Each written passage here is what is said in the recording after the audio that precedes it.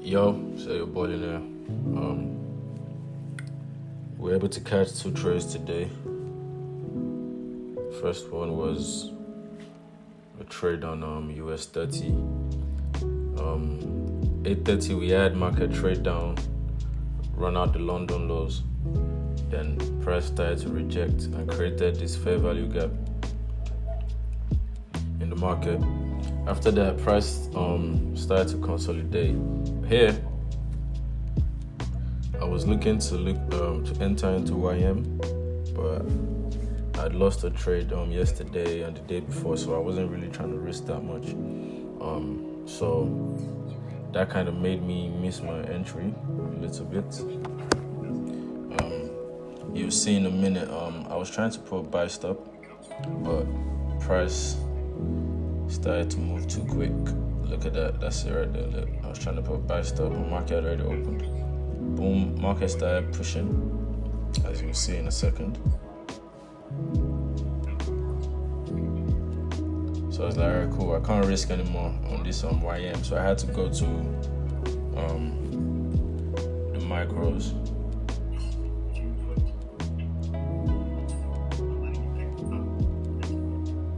So initially I was marking out E-mini Dow Jones. Looking to buy right here. Because I'd seen that price has already reacted off that IFVG and was already pushing to the top side. Now, we had the pre-New York highs, which was the high of the day, or the current high of the day. But I had price trading into a weekly fair value gap on the top side. In a second, you're going to see a very big push. It would have been nice to get in on YM because I would have gotten about $1,000. We also have the previous day's high, which I was going to wait for price to trade to before I took any partials or anything.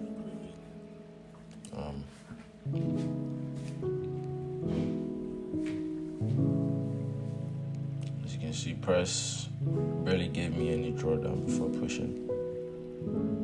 I even forgot to put my stop loss. It was that quick.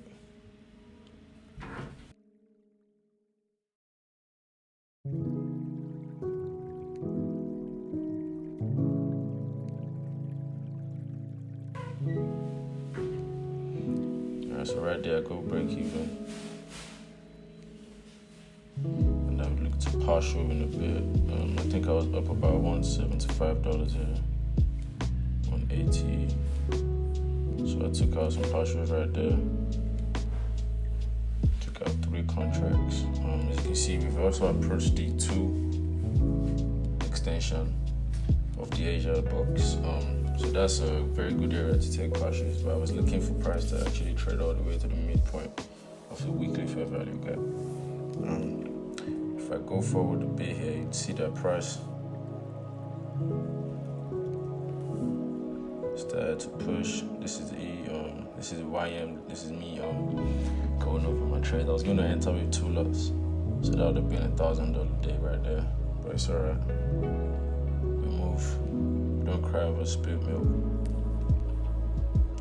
If I fast forward a bit more, back to US 30. Took some more partials.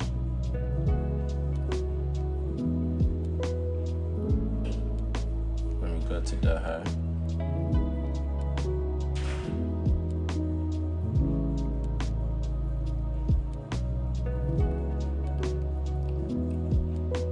right there, I took some more partials at that high. That high was, if I'm not mistaken, it's like a weekly high. Or a 4-hour high. And that was pretty much that. And price retraced all the way back to my entry and formed another high, unfortunately. So after that, we started looking to trade Nasdaq. Over here, I was indicating that if price could close above that midpoint and also close above the midpoint of the 5:30 open candle, which is the 5-minute candle, which I'm going to mark out, as you can see here. So this was my plan for my entry. US30 was still in at this point, so I was not worried about US30. If I fast forward a bit, then we can see when Nasdaq pulled back and gave me an entry. Yeah. So right here is when I put a buy limit on Nasdaq, looking for where I wanted to TP. I usually go for about $200 to $400 per day, so that was alright for me. This is also the midpoint of the 15 and 5 minute candles at the 9:30. The first 15 minutes of the equity open and the first 5 minutes of the equity open. So both midpoints were where I was looking to enter.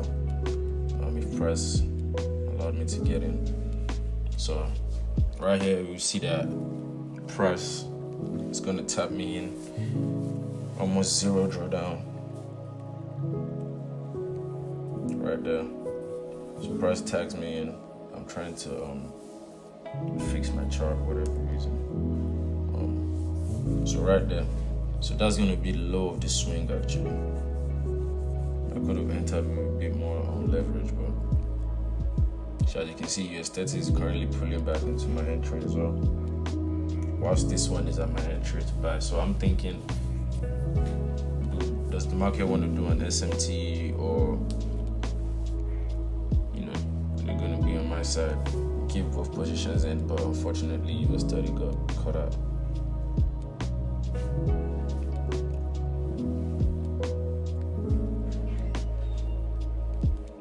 Fast forward a little bit.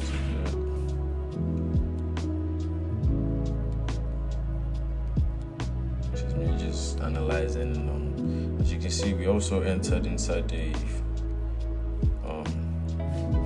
950 to 10 macro.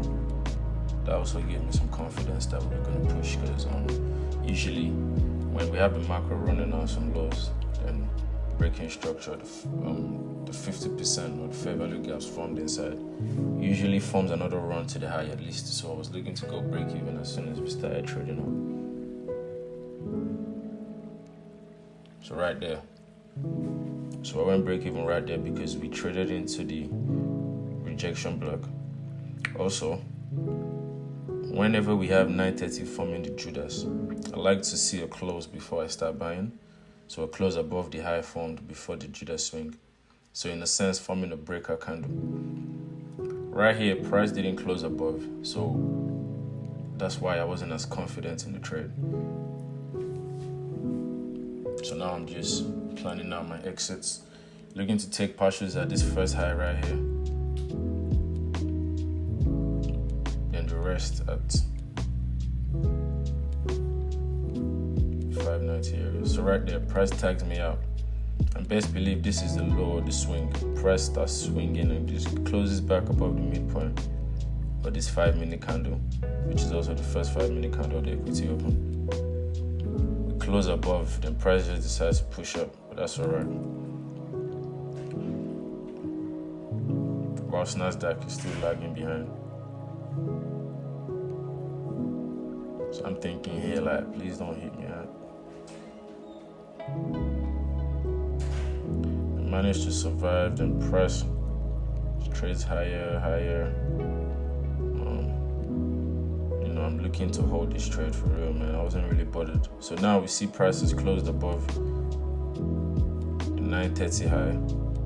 So that gave me a bit more confidence. I was even thinking if price even wanted to run these lows before going, that I was gonna, take this break even and look to re-enter maybe after a 5 minute candle close.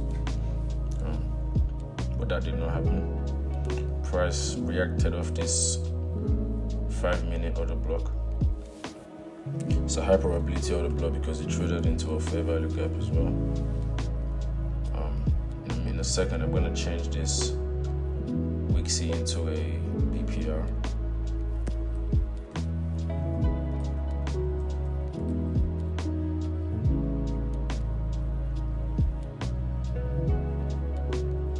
So it's actually interesting because price hit my targets when I wasn't looking.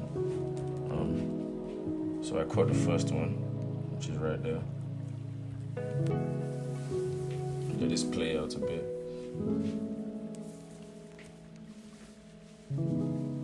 Right there, boom. This price tags up my first limit order. I adjust my stops just below the BPR, because if price was trading below there, that's a problem. Then I go look at Nasdaq, at US 30 here, and I miss my my limit target. So as you can see, US 30 just straight up pushed. I got hit up. And yeah, in total I did about $350, let's say. Not bad for a comeback after a 2-day losing streak. The objective is to come back every day and show up, manage your risk. I gotta start letting trades play out like this a bit more. US 30, that's my weakness right now. But yeah, I'll see you guys tomorrow. Hopefully we catch a nice trade. Make sure you guys comment, like, and subscribe. I'm out. Peace.